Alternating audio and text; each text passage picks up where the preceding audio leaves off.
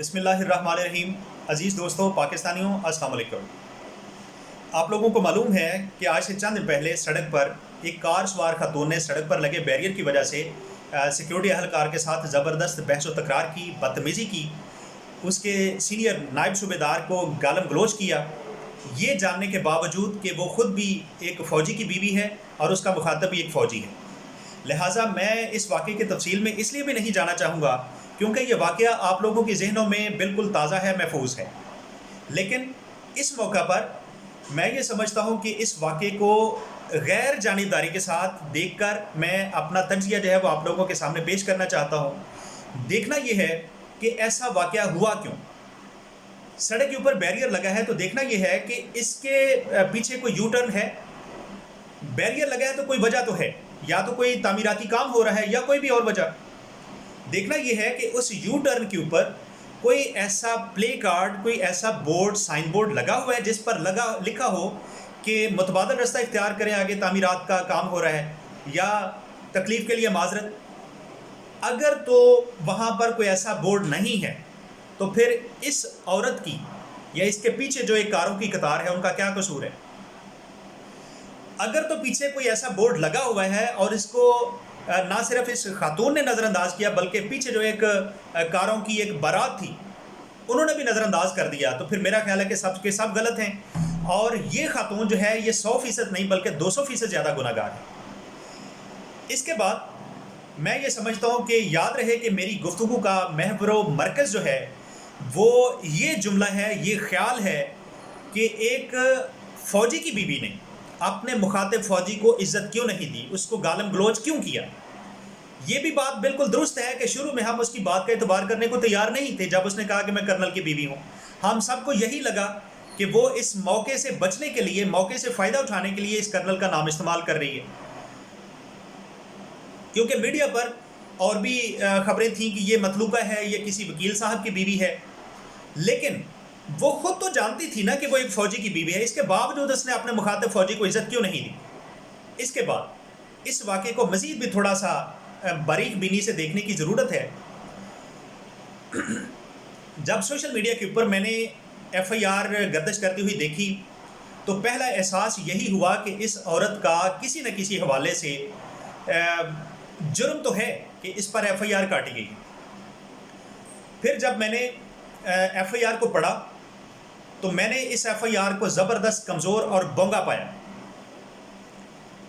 پھر میں اس خاتون کو میڈیا کے تھرو موقع پر زبردست بدتمیز، گھٹیا، کمینی اور زبان دراز عورت تو پایا ہی تھا، لیکن رپورٹ پڑھنے کے دوران میں مزید یہ جاننا چاہتا تھا کہ اس عورت کا کوئی نام پتہ مزید معلوم ہو سکے، لیکن مجھے اس وقت زبردست حیرت ہوئی اور دھچکا لگا کہ وہ FIR جو ہے وہ نامعلوم کے خلاف ہے، اس میں اس عورت کو نامزد ہی نہیں کیا گیا۔ ایسا کیوں؟ اس میں نامزد نہ کرنے والی کیا بات؟ اب دیکھنا یہ بھی ہے کہ اس میں مدعی جو ہیں وہ سیکیورٹی اہلکار ہیں، اس میں قصور جو ہے وہ FIR کاٹنے والے کا بھی نہیں ہے، ظاہر ہے اس کو جو مدعی حضرات نے لکھوایا اس نے وہ لکھ دیا۔ اب دیکھنا یہ ہے کہ یہ سیکیورٹی اہلکار جو ہیں، کٹوائی رپورٹ تو انہوں نے، آپ کی کیا مجبوری ہے؟ آپ نے اتنی کمزور اور بونگی رپورٹ جو ہے وہ کروائی ہے۔ آپ نے اس رپورٹ میں اس عورت کو نامزد کیوں نہیں کیا گیا؟ اگر آپ کسی قسم کا کوئی برداشت، آپ کے اوپر کوئی پریشر ہے، آپ برداشت نہیں کر سکتے تو ٹھیک ہے، اس میں ہمیں کوئی اعتراض نہیں۔ اگر آپ خود کمزور ہونا چاہتے ہیں تو ہمیں زبردستی آپ کو مضبوط کرنے کی ضرورت نہیں ہے، لیکن آپ نے ایسا کیوں کیا؟ اگر آپ نے نامعلوم کے خلاف ہی کرنی ہے تو پھر میں آپ سے گزارش یہ کرتا ہوں کہ جب تک نامعلوم معلوم نہیں ہو جاتا مجھے نامزد کر دیا جائے، مجھے اس پہ کوئی اعتراض نہیں ہے۔ دوسری بات، آپ کی کیا مجبوری ہے کہ آپ نے نامزد نہیں کیا گیا؟ کیا آپ اپنی مخاطب آواز کی جنس کو پہچاننے میں ناکام رہے تھے جو نامزد نہیں کیا؟ کیا آپ موقع پر کسی اس کار کا نمبر نوٹ کرنے میں ناکام رہے تھے جو آپ نے نامزد نہیں کیا؟ کیا یہ واقعہ رات کے گھپ اندھیرے میں پیش آیا تھا کہ جس میں تاریکی کا فائدہ اٹھا کر ملزم جو ہے وہ مفرور ہو گیا؟ آپ نے اس کو نامزد کیوں نہیں کیا؟ جہاں تک میری ذات کا تعلق ہے تو میں کام اچھا کروں یا برا کروں میں ڈنکے کی چوٹ پہ کرتا ہوں دن کی چکا چوند روشنی میں کرتا ہوں، کسی کو دھوکے میں رکھ کے نہیں کرتا ہوں۔ جب تک نامعلوم معلوم نہیں ہو جاتا میں اپنے آپ کو حاضر ہوں مجھے نامزد کر دیا جائے۔ اس سے ہٹ کے پاکستانی قوم نے دہشت گردی کے خلاف ایک طویل اور صبر آزما جنگ لڑی ہے، فائرنگ کے واقعات برداشت کیے اپنے جسم و جان پر، خودکش حملہ آوروں کو برداشت کیا ہے، اور اس دوران ہم نے دیکھا داتا دربار کے سامنے ایلیٹ فورس کی جو موبائل وین تھی اس کے اوپر بھی خودکش حملہ آور نے حملہ کیا۔ اس کے چند سیکنڈ بعد کیا ہوا کہ ہمارے اداروں نے اس بندے کی جس کی اپنی بوٹی ہو گئی اس کا ایک فرضی خاکہ بنا کر پیش کر دیا گیا، شائع کر دیا گیا۔ اس عورت کو نامزد نہ کرنے کی وجہ کیا ہے؟ کیا اس کے بارے میں آپ کوئی ثبوت اکٹھے نہیں کر سکے ہو؟ یہ واقعہ رات کی تاریکی میں پیش آیا ہے، وجہ کیا ہے؟ اگر آپ مجبور ہیں تو میں آپ کی مدد کر دیتا ہوں۔ جب میں نے اس عورت کو بد زبانی، بد کلامی اور بے حیائی کرتے سنا تو میرا پہلا احساس یہی تھا کہ اس عورت کا کسی خاندانی گھرانے سے تعلق نہیں ہے۔ جب میں نے اس کے جسمانی خد و خال دیکھے، نین نقش دیکھے، تو مجھے یہ کسی خواجہ سرا سے کم نہیں لگی۔ جب میں نے اس کی زبان سے یہ سنا کہ یہ ایک فوجی کرنل کی بیوی ہے تو مجھے یہ پتہ چل گیا، مجھے یہ اندازہ ہو گیا، یقین ہو گیا کہ یہ ایک واقعی عورت ہے جو بچے پیدا کرنے کی صلاحیت رکھتی ہے۔ میرے الفاظ کی روشنی میں اس کا کوئی خاکہ بنا کر پیش کر دیا جائے، شائع کر دیا جائے، یہ کتنے افسوس کی بات ہے۔ اس کے بعد اگر آپ نے اتنی کمزور رپورٹ لکھوانی ہی تھی تو یہ بھی نہ لکھواتے، ہمیں کیا اعتراض ہے اس پہ؟ ہم مان لیتے کہ ٹھیک ہے جی انہوں نے آپ سے معذرت کی، نہیں بھی کی، آپ سے کی ہے، آپ نے ان کو معاف کر دیا، بات ختم۔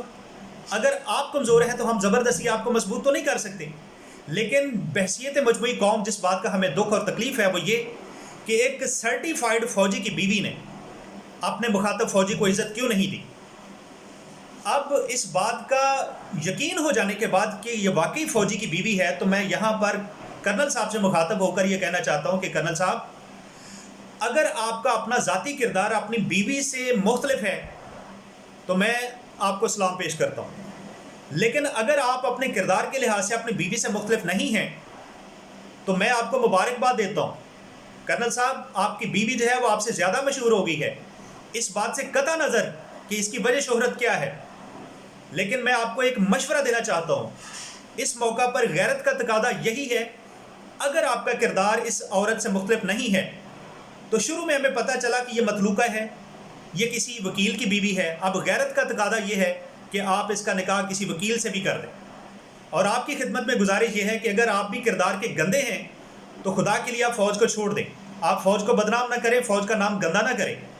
میں آپ دونوں سے، اگر آپ کا کردار غلط ہے تو دونوں سے بیزاری کا اظہار کرتا ہوں۔ میں آپ سے ناطہ توڑ کے اپنا ناطہ جو ہے اس نائب صوبے دار اور اس کے خاندان کے ساتھ جوڑتا ہوں۔ میں اپنا ناطہ آپ سے توڑ کر کرنل سہیل شہید اور اس کے خاندان کے ساتھ جوڑتا ہوں۔ پاکستان کے بے شمار جتنے فوجی شہداء شہید ہو چکے ہیں میں ان شہداء کے ساتھ جوڑتا ہوں، ان کے خاندانوں کے ساتھ جوڑتا ہوں۔ میں اپنا ناطہ کرنل ظہیر الاسلام شہید پر، کرنل ہارون الاسلام شہید کے خاندان کے ساتھ جوڑتا ہوں۔ جہاں تک اس بات کا تعلق ہے کہ اس عورت نے نائب صوبے دار کو کتے کا بچہ کہا ہے تو میں اس کے الفاظ بالکل پورے ہوش و حواس میں اسی کی طرف پلٹار دیتا ہوں کہ ہماری نظر میں، مجموعی طور پر قوم کی نظر میں، کتے کی بچی آپ ہو، لیکن جب تک ایف آئی آر کو دیکھ کے پتہ چلتا ہے کہ اس عورت کا کوئی نہ کوئی جرم تو ہے، جب تک یہ نامعلوم سے معلوم نہیں ہو جاتی، نامزد نہیں ہو جاتی اور اپنے کیے کی سزا اپنے جرم کے مطابق نہیں پاتی، میں اپنے الفاظ واپس نہیں لوں گا۔ بالکل۔ دوسری بات میں یہ بھی کہنا چاہتا ہوں کہ آرمی چیف قمر جاوید باجوہ صاحب، آپ نے ایام جنگ میں یا دہشت گردی کے خلاف جنگ میں جب بھی کبھی اپنی فوج، اپنی عوام سے مدد، تعاون اور حمایت مانگی، آپ نے حمایت کا مطالبہ گن پوائنٹ پر کبھی نہیں کیا، آپ کی عوام نے آپ کو مایوس نہیں کیا، تمام طرح کے خطرات مول لینے کے باوجود اپنی فوج کے شانہ بشانہ کھڑی ہوئی۔ اس موقع پر وہ قوم کے جذبات ہیں، وہ قوم کے قومی جذبات ہیں، وہ اپنی فوج سے محبت کی عکاسی کرتے ہیں. لہٰذا اس موقع پر بھی قوم کے اجتماعی جذباتی اور قومی جذبات کا معاملہ ہے. اس عورت کو نظر انداز کیا جا سکتا ہے. اس کی سب سے بڑی سزا ہی یہی ہے. اس واقعے کا ٹھیک ہے نوٹس نہ لیں، اگر لینا چاہیے تو اس کے کرنل شوہر کو لینا چاہیے. ضروری نہیں کہ اتنے چھوٹے واقعات کے اوپر جو ہے وہ فوج حرکت میں آئے، لیکن ایک لحاظ سے آپ کا نوٹس لینا بنتا ہے. ہم کسی سیاستدان کی بات کا یقین کریں نہ کریں، ہم اپنے آرمی چیف کا اعتبار ضرور کرتے ہیں. ہم اپنی فوج کے ترجمان کی بات کا اعتبار جو ہے وہ یقین کی حد تک کرتے ہیں. ہم جب اپنی ہائی کورٹ سے مایوس ہو جاتے ہیں، اپنی سپریم کورٹ سے مایوس ہو جاتے ہیں، تو ہماری آخری امید کی کرن جو ہے وہ ہماری ملٹری کورٹس ہوتی ہیں. جب ہماری عدالتوں کے ججز کی ٹانگیں کانپتی ہیں دہشت گردوں کو سزا سنانے میں، تو ایسے میں جو آگے بڑھ کر اس قومی فریضے کو انجام دیتا ہے بلا خوف خطر، وہ ملٹری کورٹس ہوتی ہیں، ملٹری ججز ہوتے ہیں. ہمارے مان کو مت توڑیے. یہاں پر بھی قوم کا ایک مان ہے جس کے بعد جو ہے وہ قوم جو ہے وہ پریشانی میں اور اضطراب میں ہے. اس کا چھوٹی سطح پر بھی نوٹس لیا جائے، اور اگر نوٹس بالکل نہیں لینا تو صرف اس ایک بات پر ضرور لیا جائے کہ ایک فوجی کی بیوی جو ہے ایک فوجی کو عزت کیوں نہیں دے سکی. اور آخر پر میں یہ سمجھتا ہوں کہ یہ قانون کتنا گندا ہے اور کتنا غلیظ ہے کہ جی اس بیریئر پر، ناکے پر سیکیورٹی کے ساتھ جو ہے وہ لیڈی کانسٹیبل کیوں موجود نہیں ہے. بھئی کیا مطلب ہے اس کا؟ پھر یہ کہنا جی انہوں نے وہ ویڈیو کیوں بنائی؟ ویڈیو بنانے کی اجازت نہیں ہے. اس سے تو سیکیورٹی اہلکار کوئی کمزور تھا جو مطلب اس نے ویڈیو بنانے کی نوبت آئی.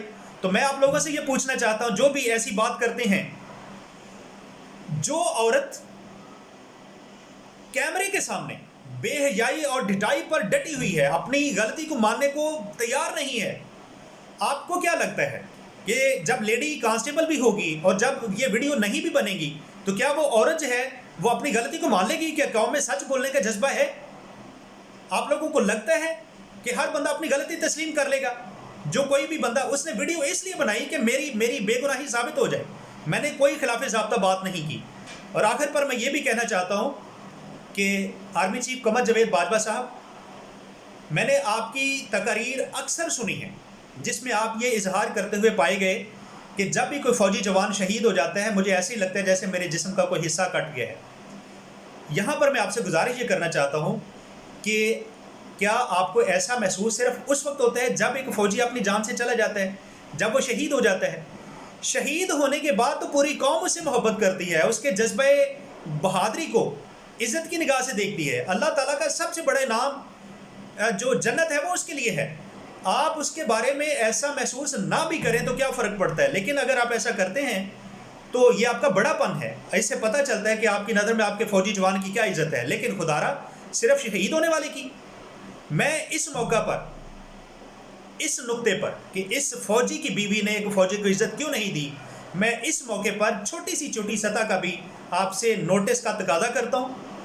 اور میں یہ اس بات کے انتظار میں ہوں، میں دیکھنا یہ چاہتا ہوں کہ کیا ایک زندہ فوجی کی انسلٹ ہونے کے بعد آپ کے جسم میں کسی اعضاء کی کمی ہوتی ہے. اللہ تعالیٰ ہم سب کا حامی ناصر ہو. پاک فوج زندہ باد. پاکستان اللہ کے فضل و کرم سے ہمیشہ پائندہ باد. اللہ حافظ.